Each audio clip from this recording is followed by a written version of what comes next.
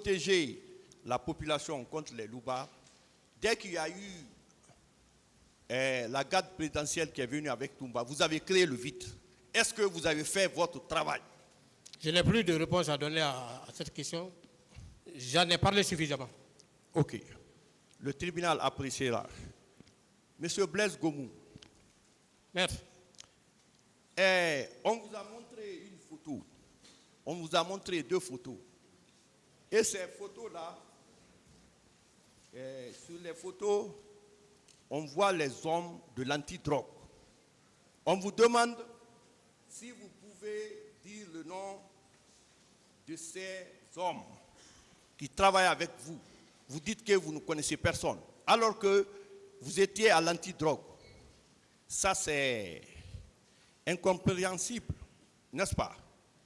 Vous travaillez quelque part, on vous montre la photo de vos collaborateurs, vous n'êtes pas à mesure d'identifier une personne pour éclairer la religion du tribunal. Est-ce que ça, vous trouvez ça normal? Mais si je ne connais pas, je ne connais pas. D'accord. Monsieur Blaise Gomou, Maître. Votre département est pointé par le doigt accusateur étant l'un des éléments qui ont pris activement part au massacre. Je voudrais savoir, est-ce que vous, en tant qu'un élément d'antidrogue, vous pouvez ignorer qu'il y a eu des femmes violées qui ont été internées au camp pendant des dizaines de jours pour subir l'esclavage sexuel? Est-ce que vous pouvez dire, est-ce que vous avez connaissance des femmes violées qui ont été internées à votre camp pour servir d'esclavage sexuel pendant des dizaines de jours? Je n'ai pas eu connaissance. Vous n'avez pas eu connaissance. Monsieur Blaise Gomou, vous avez dit que le commandant Toumba était là-bas avec les bérets rouges. Vous le maintenez, non? Affirmatif. Affirmatif. Maintenant, comment vous travaillez avec ces bérets rouges-là? Parce que vous êtes des collaborateurs. Vous n'arrivez pas à identifier ce qui accompagnait Toumba. On dit seulement que c'est Toumba qui est venu en tirant en l'air. Comment se fait-il que vous n'identifiez pas ces hommes qui accompagnaient Toumba? D'abord, pendant les événements, on n'était pas au sein de la garde présidentielle, c'est-à-dire à la présidence. On n'a même pas duré à la présidence. Quand il y a eu l'incident là entre nous, Séouba Konaté a demandé au colonel Tiegoro de quitter, puisqu'on ne se comprend pas et on ne va jamais se comprendre, parce que nous faisons la police judiciaire, et ceux-ci-là, ils ne connaissent pas ce qu'on appelle la police judiciaire. Donc, avec nos mesquineries, c'est qu'il le disait, on était obligé de quitter la présidence pour venir occuper le premier bâtiment en quittant Yumbaya pour rentrer au camp. Vous dépassez l'école primaire, dès que vous franchissez le portail, le premier bâtiment à droite, c'est là-bas où nous sommes venus rester. C'est là-bas où Séouba nous a donné. Ok. Vous avez dit que... Donc il n'y avait pas de contact. Voilà. Vous avez dit que vous étiez au stade pour sensibiliser. Dans la sensibilisation, quel était votre message?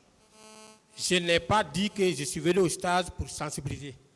Que vous avez été là-bas, Kebro était là-bas pour sensibiliser. Vous étiez ensemble. Voilà, c'est lui qui sensibilisait. Ce n'est pas moi qui sensibilisais. D'accord. Monsieur Blaise Gomou, c'est que je ne comprends pas. On dit que c'est Toumba qui a massacré. Mais est-ce que Toumba peut se multiplier en 100 personnes, 200 personnes, pour massacrer plus de 150 personnes? Et si c'est lui qui avait massacré, quels sont les gens qui l'ont accompagné dans le massacre? Parce que ce n'est pas Toumba qu'on voit seul, on voit beaucoup de bérets rouges. Quand vous regardez les vidéos, il y a beaucoup de bérets rouges, des gens de Kalea qui sont partis massacrer. Mais aujourd'hui, on ne parle que de Toumba. Et ceux qui accompagnaient Toumba, nous voulons les identifier. Le tribunal veut les identifier. Le commanditaire et l'exécutant. Qu'est-ce que vous en dites? Bien. D'abord, une précision. Si les gens ont dit que Toumba a massacré, Blaise C'est ce Nada... que vous dites. C'est ce que vous dites. Laissez-moi parler. Oui, continuez, continuez. Voilà. Je n'ai pas dit que Toumba a massacré. Même le mercredi, j'ai été très clair. Le parquet m'a posé la question. J'ai été très clair. J'ai dit, je ne l'ai pas vu tirer sur les gens. Il tirait en l'air. J'ai dit, même si nous sommes opposés aujourd'hui, moi, je ne peux pas mentir sur lui pour dire qu'il a massacré. Maintenant, ceux qui l'ont vu massacrer, ils vont en apporter les preuves. Mais moi, je l'ai vu tirer. Ça, c'est un. Deuxièmement, si vous dites que quels sont les éléments qui l'ont accompagné, j'ai dit que je n'ai pas pu reconnaître ces éléments pour la simple raison que je n'étais pas familier à eux. D'accord. Voilà. C'est pourquoi la plupart des accusés accusent Toumba pour avoir été au stade. Maintenant, si Toumba est parti au stade, si on dit le nom de Toumba, on doit donner aussi le nom des éléments qui l'ont accompagné. Mais on ne donne pas le nom de ces éléments. Et le contraire est que Toumba a sauvé les leaders. Qu'est-ce que vous en dites? C'est vous qui le dites. S'il a sauvé des leaders, d'autres leaders diront qu'il ne les a pas sauvés. Moi, ce que j'ai à dire, je l'ai vu tirer en direction du stade. Il est rentré dans l'enceinte du stade. Moi, je ne suis pas rentré dans l'enceinte du stade pour mieux apprécier s'il a eu à faire des exactions sur qui que ce soit. Je ne peux pas dire qu'il a fait ceci, à telle ou telle personne.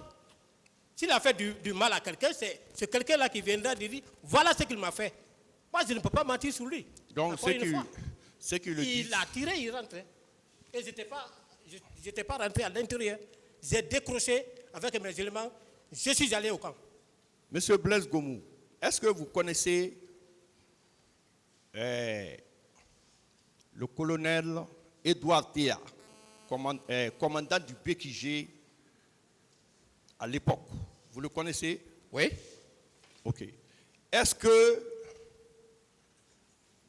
vous n'avez pas vu des corps, selon le procès verbal du feu général Mamadou Toutou Kamara, qu'il y avait 22 corps, après il y a eu 54 corps, à côté de la résidence du feu général Lansana Conti, et que ces corps, la plupart des corps ont disparu la nuit.